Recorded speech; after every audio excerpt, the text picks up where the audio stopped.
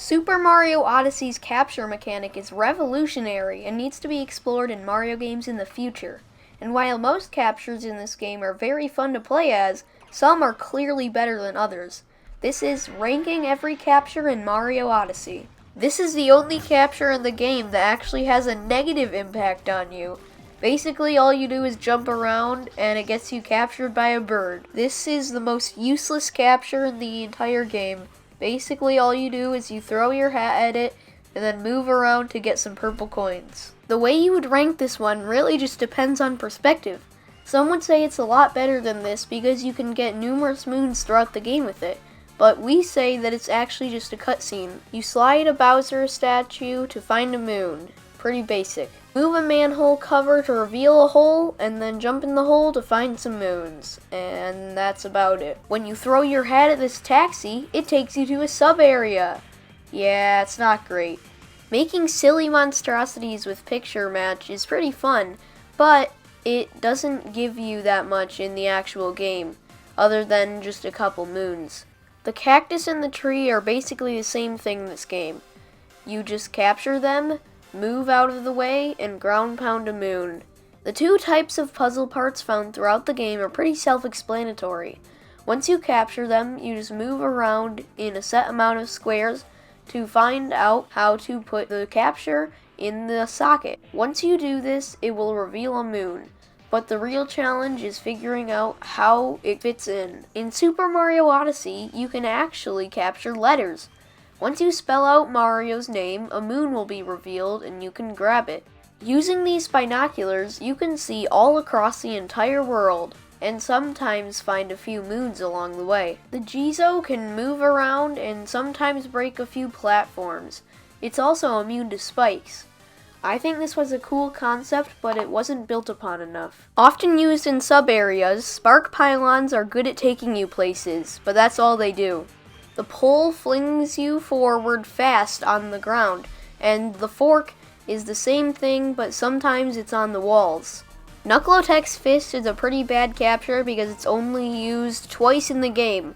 One time in the Sand Kingdom fight, and one time in the Mushroom Kingdom fight. But if it were in the open world, it would be a pretty overpowered capture. The Fire Piranha Plant and the Poison Piranha Plant are pretty self-explanatory. One shoots fire out of their mouth, and the other shoots poison. Lakitu is used numerous times throughout the game. Once you capture him, you go fishing for some fish. Usually this will give you a moon. Zippers aren't very useful. Basically, you just unzip an area and it opens itself. There are 3 different kinds of chain chomps in the game. Chain chomps, big chain chomps, and Brood's chain chomp. What you do is you move around to fling the chain chomp and it hits a target. Of these, I think Brood's chain chomp is the worst because it is only used in 2 boss fights throughout the game. When you capture a bullet bill, you just fly around and hopefully hit something. If you don't, it will automatically blow up.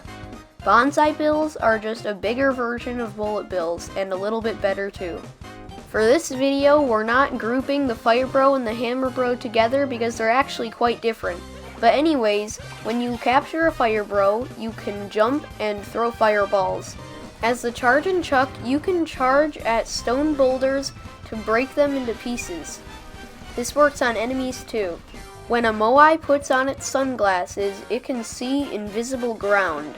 A Parabones is just a dry bones that has wings. You can't do much with this other than fly. A Hammer Bro can jump and throw hammers. Seems pretty bad, right? But the thing is that these hammers are actually really good and can hit a lot of things. With the RC car capture, you don't actually capture the car, you capture the man with the remote. While the controls aren't very intuitive, it's very fun to drive around with the car. With the Ty-foo, you can float around the map and blow everything in your way. When you capture a lava bubble, you can traverse across the lava ocean super easily. There are 2 kinds of Cheep Cheeps throughout the game, the normal one and Snow Kingdom Cheep Cheeps. They're the exact same thing, except the Snow Cheep Cheeps can survive in the cold water, and you use them to traverse across the oceans in almost every kingdom that has water. In Super Mario Odyssey, you can capture a frog that makes you jump really high. This is useful if there's a ledge that you can't quite get to. The coin coffer can chew coins out of its mouth, which actually wastes your coin count. But the reason it's up this high is because it just looks cool. If this looked like anything else, it would probably be way lower. The Goomba is actually just basically the exact same thing as a pair of bones, except it just looks way cooler.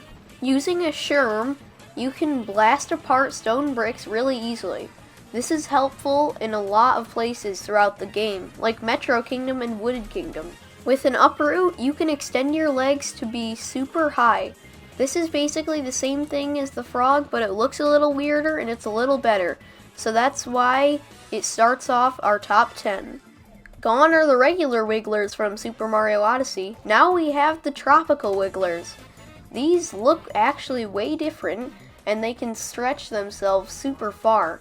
And when they do, they make a cool accordion sound. Using the Chivarian Racer, you can enter the Boundable Grand Prix and compete in races throughout the Snow Kingdom. Basically, all they are is you just jump and you try to go faster than everyone else. It's really fun. When you capture a Pokio, you can stick their nose into a wall to fling yourself upwards to basically climb sheer walls. This is pretty cool and can only be used in Bowser's Kingdom. You can also swing your beak in a circle to clear out large hordes of enemies. All Goombas can do is run around, jump around, and stack up on each other. The only reason they're this high is because my brother loves Goombas too much. Gushians are fun to control as they can move around super fast in the Seaside Kingdom. They can also fly for a certain amount of time before their bubble disappears. Once it does though, you can just get back in the water and it refreshes itself. Before Mario Odyssey came out, the T-Rex was used as a marketing tool to show off the capturing mechanic, and rightfully so. This T-Rex can trample almost everything in its path, and it's huge! Glydon is featured in most kingdoms in the game, but I feel like Lost Kingdom is where he's most prominent. He can fly all around the map, and he can dive bomb and stall in the air for a very long time. It's very cool to explore all around the map with this guy. You can only access Yoshi after you beat the game, and I can see why. With Yoshi, you can do lots of cool things, like sticking on trees and eating fruits to get moons. You can also do his famous flutter jump that he uses in most Mario games. He's stuck in an egg on top of Peach's castle, and it's your job to save him. Just like in Mario 64. It's time for number 1 on my list. After defeating Bowser once and for all, Mario is actually able to capture him. Bowser can do many things. He can use his claws to smash blocks into pieces, do Mario's signature triple jump, and even shoot fireballs. This is the capture that marks the end of the game for a lot of players, and it's not hard to see why. That was my ranking of the captures in Super Mario Odyssey. If you enjoyed this video, you may also like this other video we made about how you can perform advanced tricks in this game. But for now, goodbye.